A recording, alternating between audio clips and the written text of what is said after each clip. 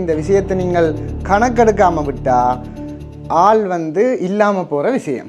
ஒரே ஒரு வருத்தம் தான், இந்த உலகத்தில் அறிகுறி வந்ததோ பிறகு வேலை இல்லை, ஒன்றுமே செய்யலாத ஆள் க்ளோஸ்.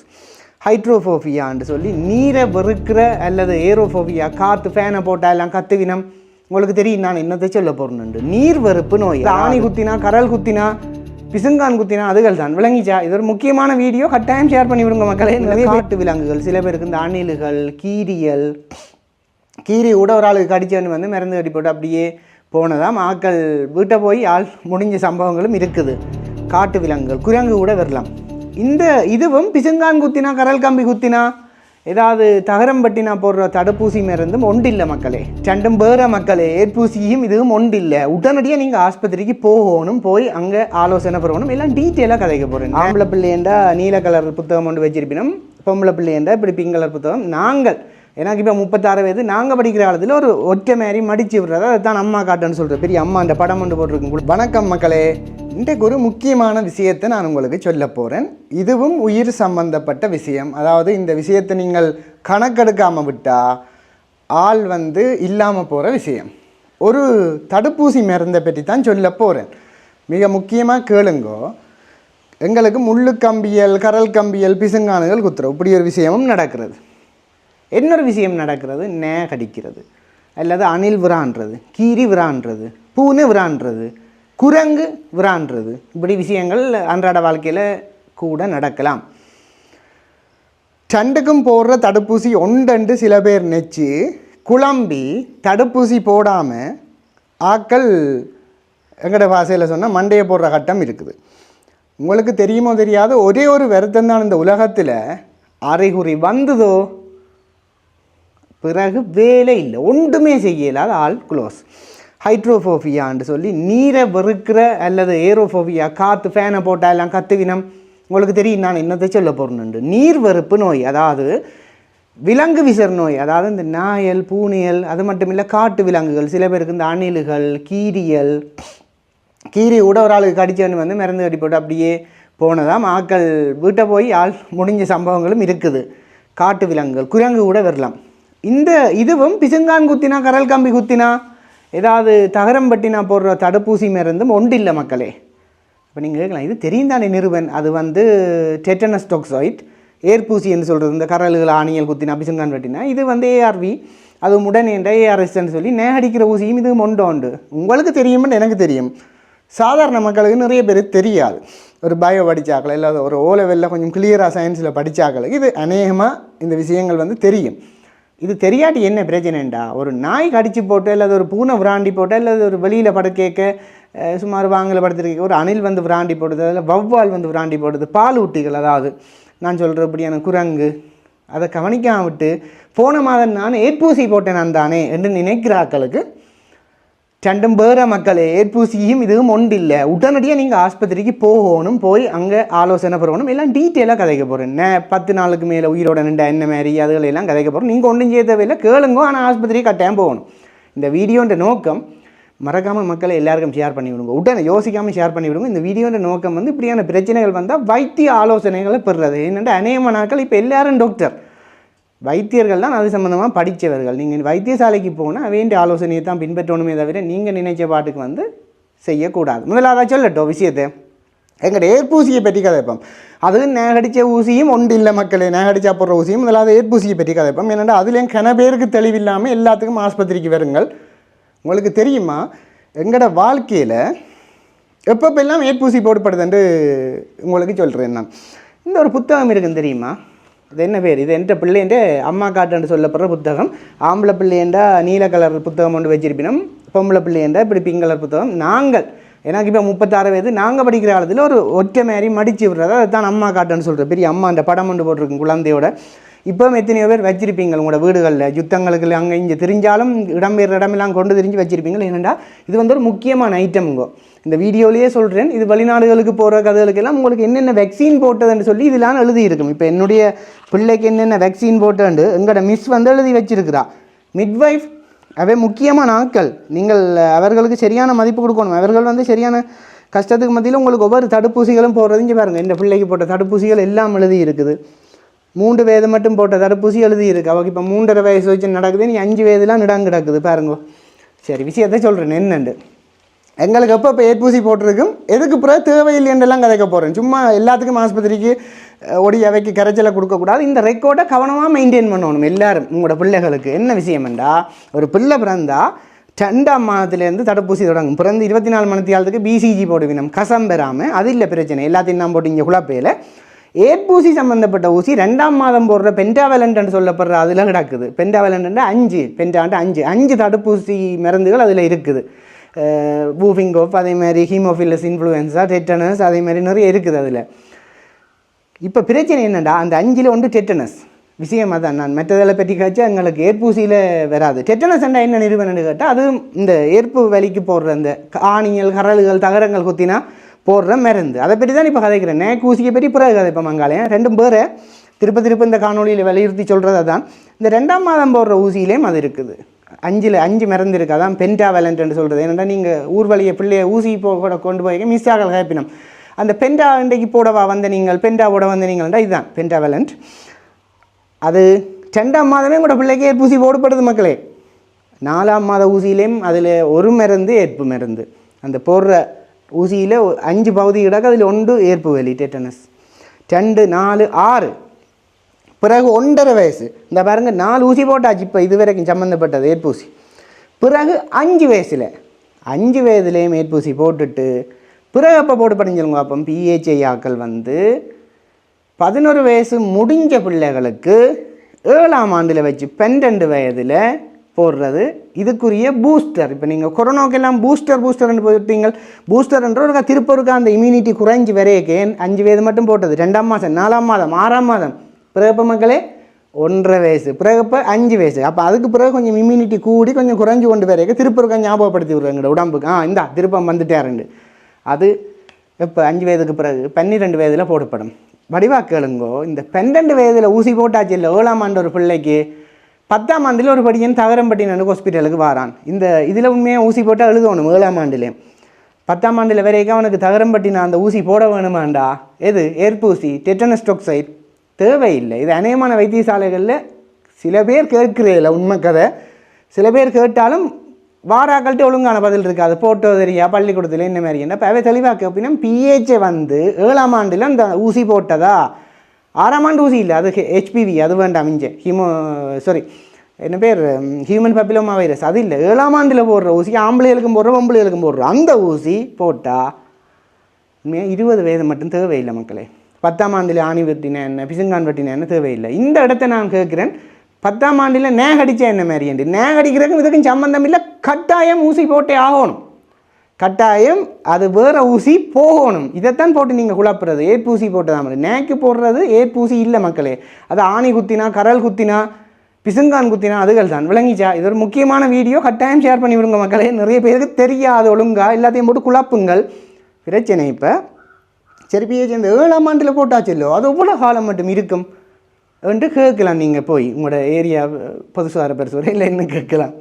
எப்போ மட்டும் தெரியுமா, 21 வயதில் உண்மையாக ஒரு பூஸ்டர் ஒன்று போட்டால், ஒரு ஊசி போட்டால் என்ன தெரியுமா இப்போத்தியான ரெகுலேஷன் சொல்லுது, இப்போத்தியான அந்த கைட்லைனுகள் என்ன சொல்லுதுன்னு நினைக்கிறீங்க, லைஃப் லாங்காம் 6 ஊசியும் ஒழுங்காக போட்டால். அப்போ நீங்கள் கேட்கலாம், இங்கே 6 சொல்கிறீங்களண்டு. 2ஆம் மாதம் பிறந்து 4ஆம் மாதம், 6ஆம் மாதம், 1.5 வயது, பிறகு 5 வயசு, பிறகு 6 இந்த இவர் 7ஆம் ஆண்டில் போடுற ஊசி இப்போயே 6 வந்துட்டுது. அதுக்கு நீங்கள் 21 வயதில் ஒரே ஒரு பூஸ்டர் போட்டு விட்டா பிறகு உங்களுக்கு ஆணி குத்தினா என்ன, கரல் குத்தினா என்ன, பயம் இல்லை.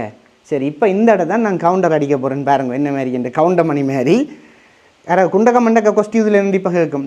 அப்படியோ கதை. அப்போ அந்த 21 வயதில் போடுற 6 ஊசியும் சரியாக போட்டோன்னு என்னென்னு கண்டுபிடிக்கிற அது இதை வச்சு தான். எல்லாத்தையும் டாக்குமெண்ட் இல்லை, போடத்தான் வேணும். பழைய கதைக்கு தான். பிறகு அந்த பழைய கதையை சொல்கிறேன் என்னண்டு. 35 வயதில் ஒரு ஆள் வாரார்.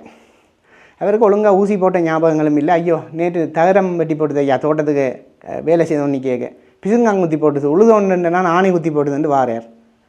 அப்போ அவருக்கு என்ன மாதிரியண்டா, அவர் போட்டது ஒன்று ஞாபகம் இல்லையண்டா. அவர் அடித்து சொல்கிறார், நான் இந்த சின்ன வயதிலேருந்தெல்லாம் எங்களுடைய அம்மா ஒழுங்காக ஊசிகள் போட்டவ, அப்புறம் நான் 21லேயும் பூஸ்டர் போட்டேன், நான் பள்ளிக்கூடத்துலேயும் பிஹெச்ஐ போட்டேன்னு சொன்னால் தேவையில்லை உண்மையாக. அப்படி இல்லாட்டி அவர் ஊசி அந்த வந்தாண்டு ஒரு ஊசி போடுப்படும். சரியா, இது வடிவாக கேளுங்க. இதெல்லாம் அந்த ஒழுங்காக ரெக்கார்ட்ஸ் இல்லாத ஆக்களுக்கு வந்தாண்டு ஒரு ஊசி போடுப்படும். பிறகு 4 தொடக்கம் 6 கிழமைக்கு இன்னொரு ஊசி போடுப்படும் 2வது.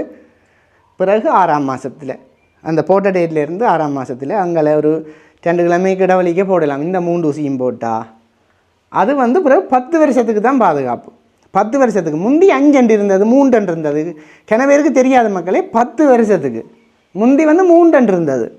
பிறகு கொஞ்ச நாள் 5 கதைச்சவே. அது ஒவ்வொரு ஷெடியூல்ஸ், அந்த ஒவ்வொரு வேக்சினும் வந்து ரிசர்ச் பண்ணுறது தானே இவ்வளோ காலம் அந்த இம்யூனிட்டி நிற்கிதுன்னு சொல்லி. இப்போ கிளியராக விளங்கியிருக்குமென்னு நினைக்கிறேன்.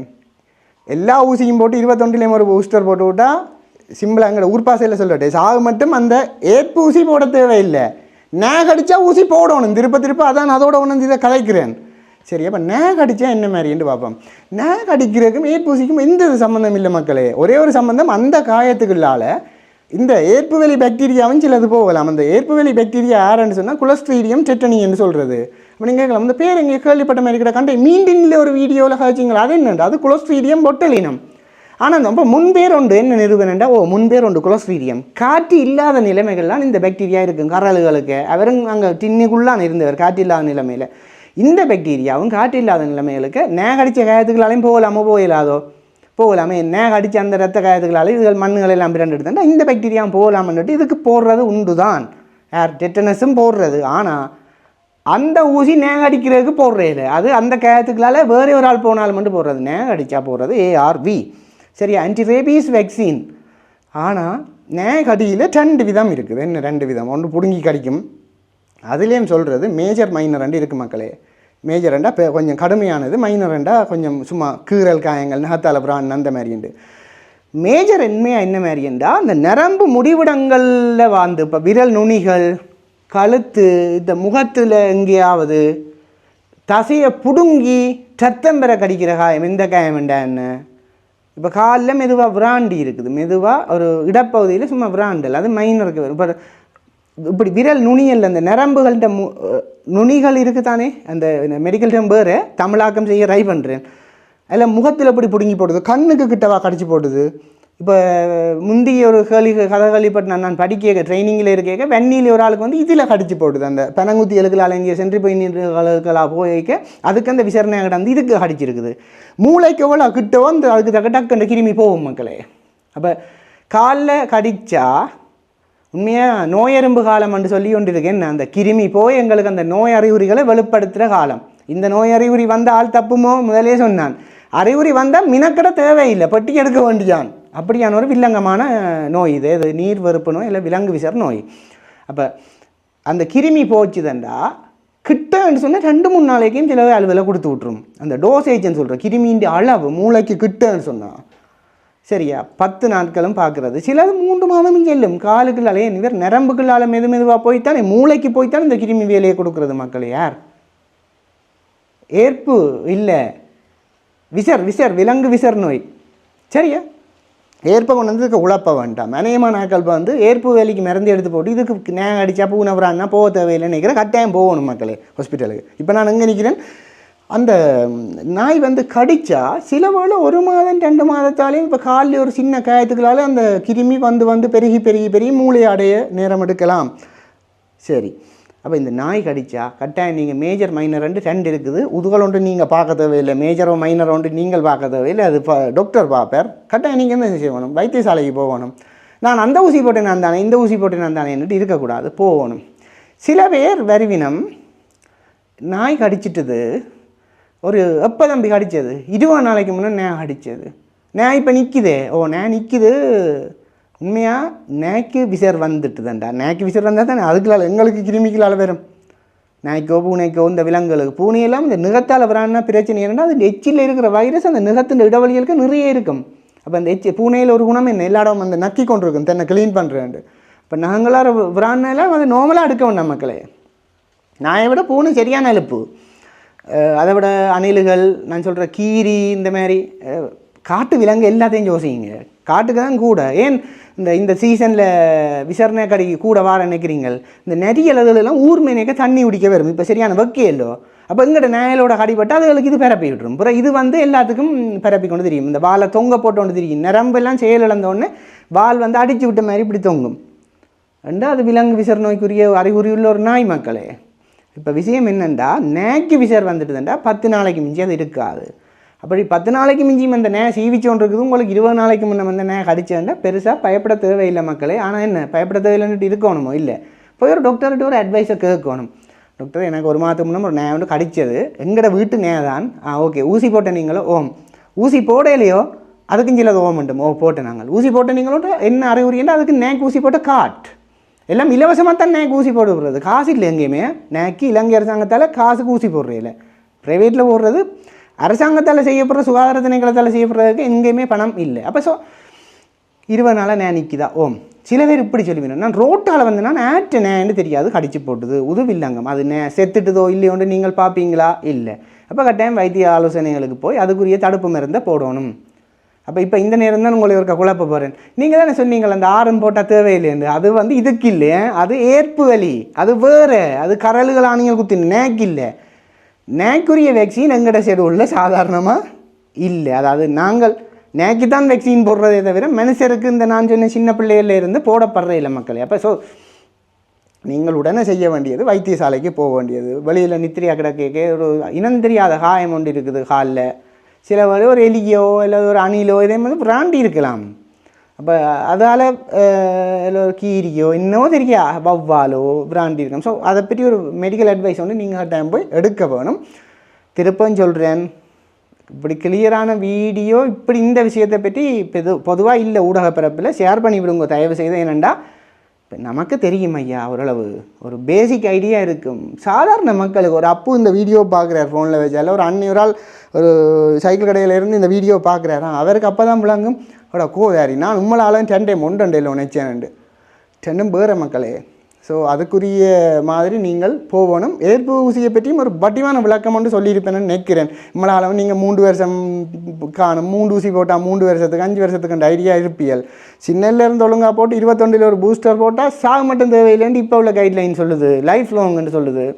அப்படி இல்லாட்டியும் நீங்கள் போய் அந்த 3 ஊசியும் ஒழுங்காக போடணும். இப்போ ஒரு 35-40 வயதில் இல்லை ஒழுங்காக இந்த முன்னுக்கு சின்ன வயதுகளில் போடாட்டியும் அதுக்குரிய தடுப்பு மருந்துகளை போய் நீங்கள் என்னென்று வைத்திய ஆலோசனைகள் டாக்டர் தீர்மானிப்பார்கள். நான் இந்த கடி 2 இந்த மேஜர் மைனர் 2 இருக்குது. அதுவும் மேஜரான இதுகளுக்கு உடனே ஏஆர்வி போடாமல் புண்ணை சுற்றி ஊசி போட்ட வேண்டிய கதைப்பினம். புண்ணை சுற்றி ஊசி போட்டவள் நோவு தெரியுமா உண்டு. அதுவும் ஏஆர்வி அல்ல, அதை என்னென்னா புண் புடுங்கி ரத்தம் கடிச்சு போட்டுது. அப்போ உள்ளுக்கு நரம்பு முடி விடுவாங்களுக்கெல்லாம் அந்த கிருமி டக்குன்னு ட்ரான்ஸ்ஃபர் ஆகியிருக்கும். அதுக்கு இனி புறப்பொருள் எதிரி உருவாக்கும், இந்த உடம்பு சண்டை பிடிக்குமென்று நான் ஒரு கிருமி மேரியோண்டு ஏஆர்வியாக போட்டு அனுப்புறதிலும் பார்க்க ஆன்டிபாடி நேரடியாகவே ஆயுதப்படி இறக்கி அடிபட விடுறது. அதுதான் அந்த சுற்றி வர போட்டு கிடக்கு. அதை சொல்கிறது என்ன பேர்? ARS, anti rabies serum. அது வேறு சில விலங்குகளுக்கு, குதிரைகளுக்கு, அதுகளுக்கு இந்த உண்மையான விலங்கு விசர் நோய் அல்லது மாற்றியமைக்கப்பட்ட கிருமிகளை ஏற்றி அது சுரக்கிற சீரம் அப்படியானதில் எடுத்து அதுதான் அந்த கிருமியோட அடிபடுது. அதுகளை எங்களுக்கு ஏற்றுறது. அதாவது வேறு விலங்குகளில் இருந்து தயாரிக்கப்பட்டது எங்களுக்கு ஏற்றுறது. சில பேர் இப்போவும் கதைச்சு கொண்டு திருப்பி நம்ம வேக்சின் போடுறது பிள்ளை அது இதுன்னு சொல்லி இருந்தியலோ தலைகள் தானே. ஸோ கட்டாயம் போய் இதுகளுக்குரிய தடுப்பு மருந்துகளை பெற வேணும். இன்றைக்கு ஒரு தெளிவான விளக்கம் சொல்லியிருக்கிறேன் மக்களே. நேகடிச்சா போடுற ஊசி வேறு, கரல்கள் ஆணிகள் பிசுங்கானுகள் தகரங்கள் பற்றி நான் போடுற ஊசி வேறு. அதுவும் பள்ளிக்கூடத்தில் இருந்து என்ன மாதிரி சின்ன பிள்ளையிலேருந்து என்ன மாதிரி போடப்படுது. ஆனால் நேகடிக்கிறதுக்கு ஒன்றும் இல்லை, கட்டாயம் உடனே போகணும். அதுவும் நேக்கு விசர் வந்தால் எத்தனை நாளில் உயிரோடு இருக்கும், நேக்கு விசரண்டு என்னென்னு கண்டுபிடிக்கிறது தண்ணியை ஊற்றி விட்டால் தெரியும், வெறிச்சு ஓடும். அப்படியே சிலது உடனே முடிஞ்சிடும். நீர்வரப்பு நோய், நீர்வரப்பு நோயில் உள்ள ஒரே ஒரு சாபக்கேடு மனிதர்களுக்கு அறிகுறி வந்தால் தப்பாது, ஃபேனுகளை நிப்பாட்டி போட்டு பெட்டி எடுக்க சொல்லுவினம். ஸோ இதால் ஒரு இறப்புகளும் நேரிடக்கூடாதுன்றது என்னுடைய ஒரு ஆசை. மீண்டும் இன்னொரு நல்ல காணொலியில் சந்திப்போம். மறக்காமல் இந்த காணொலியை எல்லாருக்கும் ஷேர் பண்ணி விடுங்கோ. நன்றி, வணக்கம் மக்களே. கட்டாயம் கூட சந்தேகங்களை கீழே கேளுங்கோ. மற்றவைக்கு பிரியோசனமான வீடியோக்களை தான் நான் செய்கிறேன். நான் ஏதாவது தவற விட்டுருந்தேன்டா அதை நான் கமெண்ட்டில் கேட்டால் சொல்லி தருவேன். ஏன்னா இது ரெடி பண்ணி நான் ஒன்றும் கதைக்கல, ஜென்ரலாக என்னுடைய ஐடியாவில் ஒரு ஃப்ளோவில் கதைச்சு கொண்டு இருக்கிறேன். மறக்காமல் உங்களுடைய சந்தேகங்களையும் நீங்கள் கேளுங்க. இந்த காணொலி பிரியோசனமாகப்பட்டா உங்களோட ஃப்ரெண்ட்ஸுகளுக்கு நண்பர்களுக்கு அனுப்பிவிடுங்க. மச்சான் அது வேறு இடம், இது வேறு இடம், இந்த இடம் பேட்டா போடா ஹாஸ்பிட்டலுக்கு உடனே. இந்த காணொலியின் நோக்கம் யாருடைய அறிவு பாண்டித்தியத்தையும் காட்டுறதில்லை, மக்களை ரெண்டும் வேறு என்று சொல்லி வைத்தியசாலைக்கு வர பண்ணுறதான். அதை இந்த காணொலி வெற்றிகரமாக செய்தால் எனக்கு சந்தோஷம். மீண்டும் இன்னொரு நல்ல காணொலியில் சந்திப்போம். நன்றி, வணக்கம் மக்களே.